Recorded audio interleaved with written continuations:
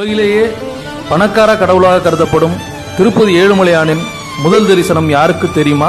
சரி, யாருக்குத்தான் முதல் தரிசனம்? பளிச்சென்று ஜீயர் அர்ச்சகர்கள் எல்லோரும் ஒதுங்கிக் கொள்கிறார்கள். மிகவும் எளிமையான ஒருவர் உள்ளே வர எல்லோரும் அவருக்கு வழிவிட்டு ஓரமாக நிற்கிறார்கள். அவர்தான் மாட்டிடையர்.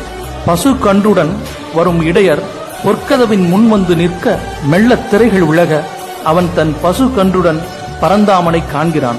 ஆமாம், இவர்கள் முகத்தில்தான் மலையப்பன் முதலில் விழிக்கின்றார்.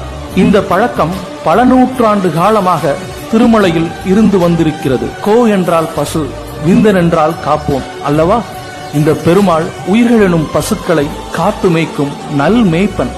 மாட்டிடையருக்கு பின்புதான் ஜீயரும் அர்ச்சகர்களும் இன்ன பிற அடியார்களும் ஒவ்வொருவராக ஏழுமலையானை தரிசனம் செய்கின்றனர்.